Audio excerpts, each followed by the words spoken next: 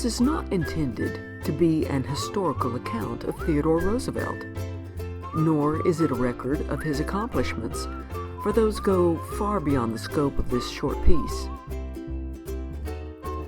The only goal of this vignette is to succinctly and consciously bring into context an awareness of the dynamic forces that led to one choice made by one man that literally made all the difference in the world.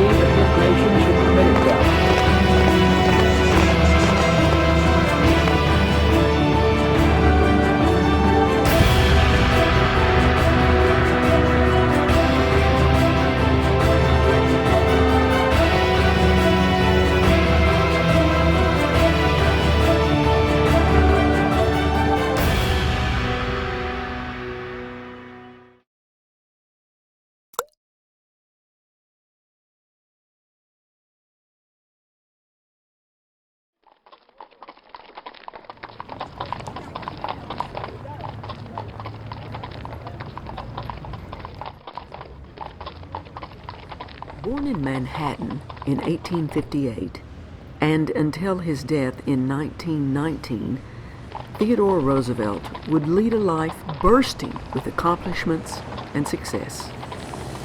But his life would not have been lived, or not in this way, if it were not for one significant choice that he consciously made. But to fully appreciate the magnanimity of this decision, the major achievements of his life must be reviewed. Theodore Roosevelt, the 26th president of our nation, is arguably the most galvanizing leader to hold this office. In fact, his personal motto was, "Take action," and he lived what he believed, leading our country in bold and dramatic ways. From 1876 until 1880, Roosevelt attended Harvard University, and it was there that his electrifying and stimulating energy and leadership qualities were first publicly recognized. While at Harvard, he began writing a 498-page history of the Naval War of 1812. He belonged to 3 prestigious and active clubs, was editor of the Harvard Advocate, and participated in several sports. He graduated magna cum laude.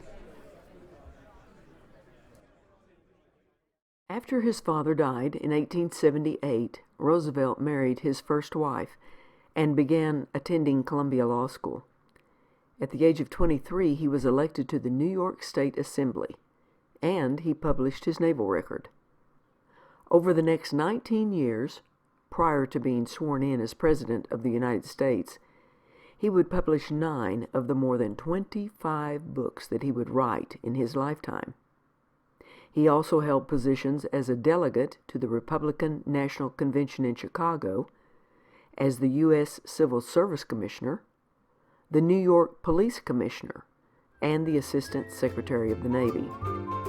He was elected governor of New York, and in 1900, at the age of 42, he was elected Vice President of the United States.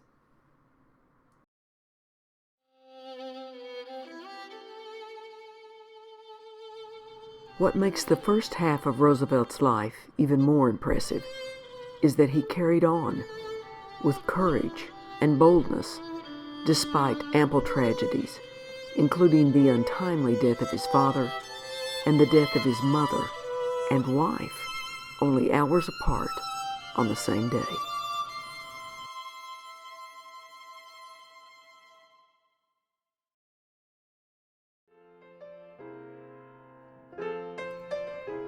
Roosevelt's response to these ruthless adversities in his early life was to go to the Badlands of North Dakota and to buy and then live on a ranch on the Dakota frontier. To acquire the courage and self-reliance that he thought he was lacking, he set out to survive the toughest life that he could imagine. He said that he had always been afraid of three things: grizzly bears, wild horses, and gunfighters. So he tangled with each, and in each case convinced himself that the secret of courage was in pretending. That by pretending to have courage, he actually did have courage. After 3 years of frontier life, Roosevelt returned to New York and to politics and rose like a rocket. As Secretary of the Navy in 1897, he devoted himself to full naval preparedness. When the Spanish-American War broke loose, Roosevelt had to be in the thick of it, organizing the Rough Riders and leading them in the Battle of San Juan Hill, which made him a national hero.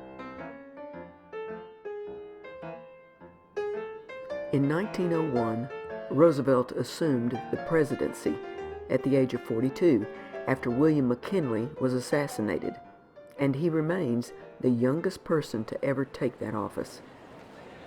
Once there, he became the leader for the progressive movement and championed the Square Deal, which promised the average United States citizen fairness through a variety of reforms, including the breaking up of trusts and the regulation of railroads, food, and drugs.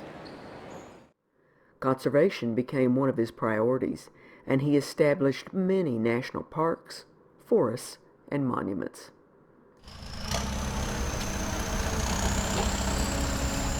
In foreign policy matters, Roosevelt focused on Central America, where he began construction on the Panama Canal. He continued to expand the Navy and sent the Great White Fleet on a world tour to project the United States naval power around the globe. He successfully brokered the end of the Russo-Japanese War and won the Nobel Peace Prize for doing so.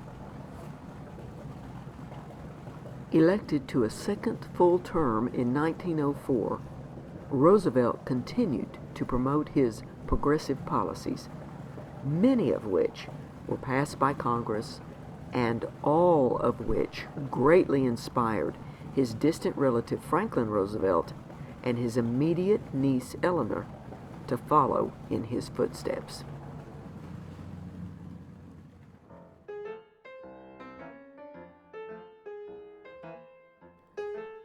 Theodore Roosevelt lived life at breakneck speed, moving and shaking the world with achievements and accomplishments that made a difference in people's lives then and now. He never seemed to doubt or fear that which was before him. However, his life could have so easily been the opposite: ineffectual, unremarkable, and totally forgettable. You see, Theodore Roosevelt was a sickly, scrawny, gangly child in extremely poor health. He had incredibly feeble eyesight. He did his best to defy the truth that he was unwell and suffering from debilitating asthma by hiking, running, and swimming when he could, but despite his best efforts, his reality did not change. Then one day, when he was an undergraduate at Harvard, he was seen and boldly addressed by his personal physician. "Theodore, you have a weak constitution. You're in poor health. You should not expect to live very long. In the little time you have ahead of you, I urge you to be as sedentary as possible." And Theodore replied, "I will not. I am going to bound up every flight of stairs I come to." And that is what he did. Step after step, day after day, Theodore Roosevelt chose action instead of inaction by stepping out in faith instead of yielding to fear. When he was consciously faced with whether or not to agree with what he saw, with what others thought was true, with what seemed to be his destiny, Theodore Roosevelt instead agreed with his spirit. He synced his will with his spirit, and in faith stepped into a life that had immeasurable impact on the people and the world around him then and for generations to come.